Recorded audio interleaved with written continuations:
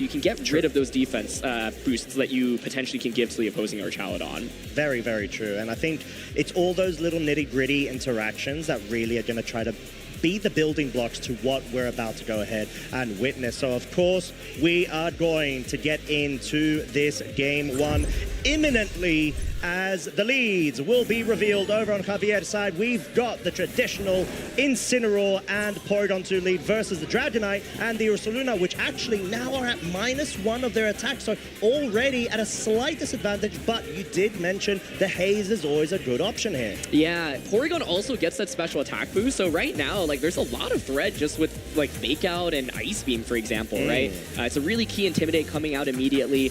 Earthquake will deal decent damage, but the Flame Orb hasn't activated yet. So, yeah, it looks like Victor wants to get rid of those stat boosts and decreases immediately. Intimidate, I think, really, really scary here. Incin was a great bring here. And Javier actually leaning more into Incin Porygon. So the question now, I'm very curious, what is in the bag? Is it that Ursaluna Mungus tool that you were talking about? And I think being able to sort of like have those rotating elements to your mid-game scenario if you're Javier really will prove a lot of momentum swings once you get that Trick Room set up, which clearly seems to be Javier's idea here. But we already have a switch out here, not even opting to go for the Fake Out, just wanting to fully commit and get that Flame Orb interaction whilst potentially going into Trick Room. Yeah, so the Haze comes out, you know, that turn, both slots were vulnerable to something like Fake Out plus Ice Beam, but Javier decides, you know what, my goal is to prioritize Trick Room in this game. And he might be thinking, okay, you know what, the reason for this is because Ursaluna under Trick Room will be the fastest Pokemon in this matchup. And to your point, he's probably thinking, well, you have double Tailwind on your team. Your Ursaluna's probably faster than mine, right? So the logic is, you know what, let me just get my strongest attacker out. I know that your Ursaluna is Fire Terror, so you're really just consistently weak to Headlong Rush, right? Like, you can't, you're going to take at least neutral damage from it. You also don't have to worry about facading into potential Ghost Terra, for example. And so now Incineroar could potentially just switch back in from the opposing side. You are still vulnerable to Ice Beam onto either Pokemon right now. So Javier sets up Trick Room. How much value will he be able to get from it is the question. Yeah, and I think this may be a situation that you might even try to rotate the Porygon 2 and try to get an Amoonguss immediately in order to try to have that support available on the hand side. But we've just got to protect from Victor's side, wanting to try to waste away a couple of turns of Trick Room. And oh, he caught the Facade target there too. Yeah, it's a big, big play because, oh, it's the double up into Ursaluna. No. The Ursaluna on the opposing side's already taking a lot of damage. Dragonite now gotten rid of the Haze. No attack drop. Scale Shot onto the Ursaluna. Let's see how many hits it gets, but regardless, this is a lot of damage. 3 so far, going to 4, guaranteed, but is it going to hit a 5th time? Oh, it is! Uh-oh, that's going to stack up.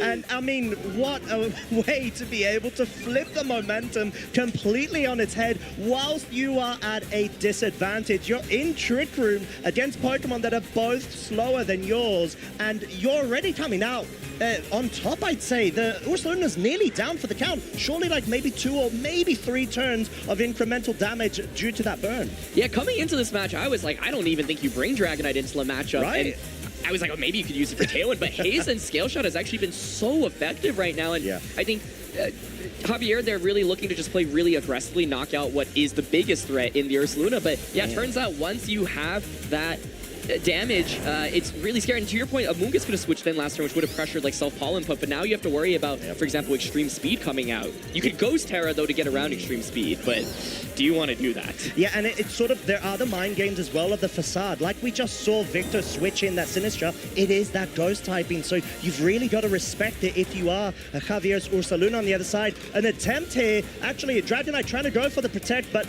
understandably because no other Pokemon prior to that actually was able to go ahead and get a move off. We saw that the Dragonite's Protect did fail, which does mean it has it available for the next turn. Yeah, and I was saying Extreme Speed. This Dragonite doesn't even have the Extreme Speed, so that's not something you have to worry about. Yeah.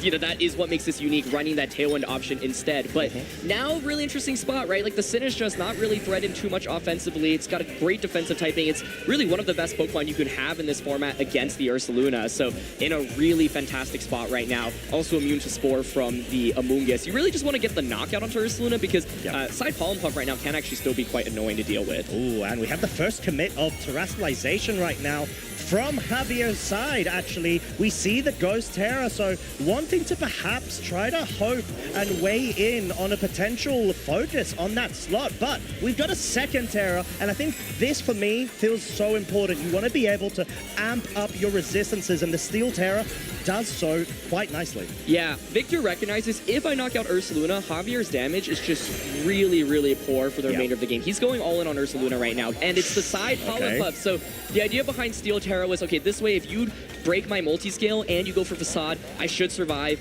either way. And wow, yeah, look at that. It doesn't even take half its health, and now you get the Macha Gotcha and Dragonite gets to launch an attack off. And you're probably not going to go down to this because you've terrored outside of your weakness to grass. So good adaptation there from Javier, and sort of like what we were talking about, a Moongas can be so pivotal here, but the scale shot, it does connect. It hits a second time, going on to third. This is looking like it's picking up the KO. With the burn, yeah.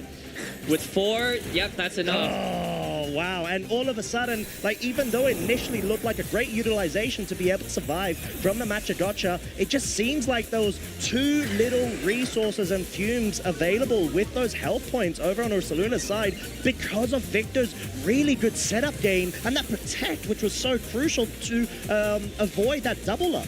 Yeah, this is so fascinating because coming into this matchup, I was thinking, oh, Javier should just go with Archaladon. Right. Victor probably doesn't want to go with Dragonite because it's not amazing into Archaladon, but Archaladon isn't brought out on the opposing side, and Dragonite has put in a ton of work with this scale shot and having that multi-skill available. So Incineroar comes out. Incin right now does put on a ton of offensive pressure, right? You have that Flare Blitz. It deals really good damage, but we see that Pelipper is waiting in the back, and what better Pokemon to have against Amoonguss and Incineroar than Pelipper? No, it's fantastic. I think just Victor being able to really manage the board quite triumphantly in sort of the face of the Trick Room bulky mode that Javier sort of just wants to pick up and sweep with that Ursaluna immediately. You thought, okay, well, surely Javier's momentum's just completely swung in his favor because of that turn 1, but just being able to see Victor bring the scales back is quite fascinating, no pun intended, with all the scale shots.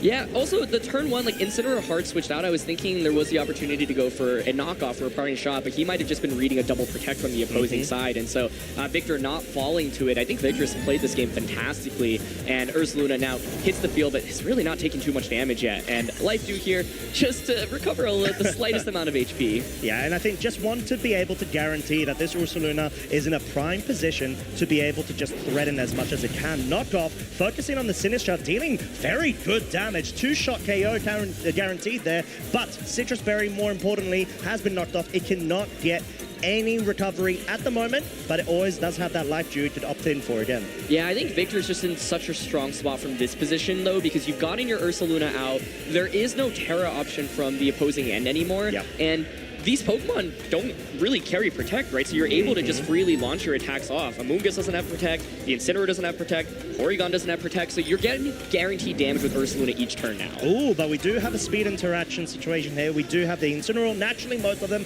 will be faster than the average no-invest speed Ursalunas. We'll be able to get that quite crucial -1 now onto the Ursaluna, but like you said, it kind of feels like a bit of an earthquake simulator because you've got the grass type support Pokemon on the side, but not even opting for that Facade, not being quite enough, and Ice Beam actually going and picking up that Sinistra. Yeah, it gets the KO, but now we know Victor's got Pelipper in the back, so you don't mind Sinistra going down here. I think Sinistra really great bring defensively to deal with the Amoonguss Ursaluna duel that Javier had, and so I think normally with Sinistra you want to get a lot of value out of its ability, obviously, but even just forcing like a Terror out of the Ursaluna, being able to ignore Rage Powder, being able to be immune to Spore, fantastic brain here, and Pelipper, the perfect final Pokemon to come out in this position. You've got Hurricane plus Earthquake pressure right now. Yeah, and I think, like you said, Javier has no options to Terra out of this, right? Yeah. Like, and you're going to have to take a KO here. And the trade from before really paying off because even if, let's say, for example, the Ice Beam doesn't come out in the Sinistra, you're probably just going to go for a Life Dew or even try to get some damage dealt onto the Porygon too, which may or may not actually have been enough to pick up the KO if it did connect. Yeah, and once again, none of the Pokemon can protect right now, so it's just guaranteed damage, hit after hit after hit. Hurricane comes out, that's just a one-hit knockout off the Amoonguss. Okay, It gets a critical hit, but I think Earthquake would have KO'd anyway. I was mainly thinking, okay, does Javier have a chance if he switches Porygon out into Incineroar, gets the Intimidate off, and then you're at -2 attack? But I was like, without a Citrus Berry on the Amoonguss, I think it just fades to Hurricane and Earthquake anyway. And so really safe play by Victor there. And once again, you know, if you had Protect on Amoonguss, you could maybe Protect Amoonguss, bring in Instant Threat with Fake Out. But the reality is that Victor just has so much more damage. Javier, with that core, like he's relies so much on Ursaluna, and Victor did such a good job of just neutralizing it early in this matchup. Absolutely dismantled it, and in what fashion as well. And the fact that now we only saw like the Pelipper being a crucial role to sort of act outside of Trick Room and for the mid to end game situation. Knockoff not being able to even guarantee a 2-shot on this Pelipper. We know how bulky it is physically. Weather Ball right now, of course, in rain is enough to pick up the KO, and all of a sudden Victor has absolutely forced game 1 in his advantage. Yeah. Really impressive play with the Dragonite. Like, I kind of discounted it coming into this matchup, and it really proved its worth in that game. I think there were a lot of interesting interactions. I think turn 1 alone, so much could have happened differently. You can go Fake Out plus Ice Beam into the Dragonite slot, for example. That's a KO right there. Then there's no haze potential. You called out the Incineroar speed interaction. You could knock off the Ursaluna, denying it that Flame Orb, get rid of it, and then the Ursaluna is so much weaker as well. But instead, Javier goes for kind of a hard call out, thinking, you know what, Victor's not going to, he's probably going to like Terror, protect the Dragonite, maybe even switch out of Intimidate. And that Earthquake damage proved to be really crucial on the opposing Ursaluna, because then it's at 60%, and then Scale Shot just does so much damage onto the opposing side. One of the key turns was turn 2 when you had that double up into the Protect. Yeah, I think it was the biggest turn, in all honesty, because you're able to just not only waste an additional turn of Trick Room, you're able to just really position yourself, like you mentioned, to put that Ursaluna within the range of just being chipped away. And unfortunately for Javier, there was that one opportunity that during that turn could have actually hard switched the Porygon 2 out, bring the Amoonguss in, maybe even opt to go for a defensive Protect there if you just want to try to make sure that Ursaluna doesn't get chipped away at all. Absolutely. I am thinking, if I am in Javier's shoes, to drop Ursaluna or not commit as hard to it fully into this matchup, because I think one of the fundamental flaws of the Ursaluna is the Sinistra that you're going to have to deal with, right? You just can't hit the Sinistra, really. You can Earthquake or Headlong Rush it, but it resists, right? So Archaladon's the Pokemon I wanted to see from his end in that first game, so I'm curious if he's going to lean towards that adaptation in game 2. Yeah, there may even be a scenario that Javier might even bring their own Pelipper, in all honesty, because if you're able to position yourself quite nicely, and you could actually focus down on that Sinistra, which, like you called out there, Aaron, seems to be such a big thorn in their side. But we have got a rollback with the leads, at least from Javier's side. The Incineroar Porygon 2 versus now the Archaladon deciding to join the bunch. Archaladon, an interesting adaptation here. Of course, it threatens with super effective body presses immediately. And oh, there's that self-skill shot play I was talking about. It. So Dragonite here just doing all kinds of different things here. I mean, you do pressure with the body press. However, once again, you're vulnerable to Fake Out plus Ice Beam. There's the Fake Out this time. No free attack for Dragonite. Is there going to be a commit with the Ice Beam is the real question here. Body press going first. Of course, negligible damage around a 3-shot. There it is, Ice Beam. Broken multi-scale, broken dreams. This Dragonite is out for the count already. And this is already a completely different game. That Dragonite able to put in so much work in that last game, and this Archaladon without its boost does not feel nearly as threatening. Now, it is Fighting Terror, it is Body Press, but in this current position, the Incineroar threatens knockoff. It threatens Parting Shot. Porygon could recover as well. So very fantastic play by Javier, saying, you know what, you didn't go for it on turn 1, game 1. I'm just going to go for it this time, and gets an incredible turn. Here's that Fighting Terror, though. This, of course, will give you the increase in damage. Yeah, it will, although Stamina wasn't able to necessarily get proc there, but Javier recognizing that, wanting to switch out the Porygon 2, not wanting to risk it at all, and what a lovely switch in there. The Amoonguss is, of course, going to be able to resist it, but more importantly, it's going to be able to force scenarios with redirections and force plays, because like we said, this is not a Terra Grass Archaladon. It is Terra Fighting, which means it's susceptible to Spores. Is it now the Terra on Incineroar as well? Okay, it's not going to be, but knockoff this time. This is both of the plays we were talking about from game 1 are happening now. You've gotten rid of Dragonite. You have now gotten rid of the Flame Orb as well. there's still a lot of damage from the opposing side, but Amoonguss is the perfect Pokemon to switch in right now. Yeah, I mean, you couldn't want anything better if you are Javier right now. Headlong Rush, though. Oh, the double up into that slot, too. Wow, not enough. Really showing why it's so crucial to be able to rid the Guts ability damage boost that you're able to actually attain via the Flame Orb. But at this situation, it really feels like Victor's resources are really starting to waste away, and Javier, of course, may be inclined to try to get a switch out of the Regenerator to be able to recover and start getting those rotations in. Yeah, what's interesting is if, you know, it's Porygon plus Ursaluna in the back, you might be a little bit scared about going for that, like, switch because you don't want to take free damage. Right. Oh, but here in the instant just gets the Will-O-Wisp off. This Pokemon is doing everything right now, being faster than the Archaladon as well, putting in so much work. I'm sorry, I am not used to seeing Incineroar outspeeding Archaladons at all, and this may even allow it to survive right now. Easily surviving that Earthquake, though, at neutral is enough to pick up the KO! Onto the old Archaladon. It does get the boost, I guess, but like that, it will not appreciate the trick. Okay, well, this is interesting. Like, the Earthquake's still really strong there. I was thinking there was the opportunity for a Ghost Terra with Incineroar on the opposing side, because obviously Body Press is still doing some damage, and with the Ghost Terra, the Ursaluna without that Flame Orb, I think just a lot less effective. And then you pressure, like, Instin's actually pretty good offensively with Flare Blitz. So I do think, like, Victor turns the tides a little bit by getting that double knockout, but now you get your switch-ins into Porygon, into the Ursaluna. You still have to deal with Sinistcha, though. Yeah.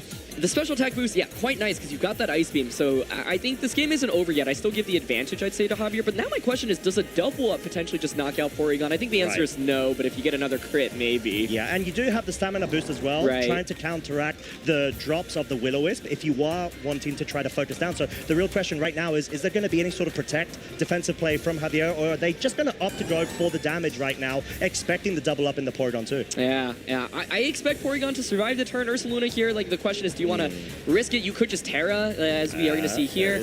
You could Terra either to get around Body Press doing super effective damage. I think Terraing Ursaluna helps.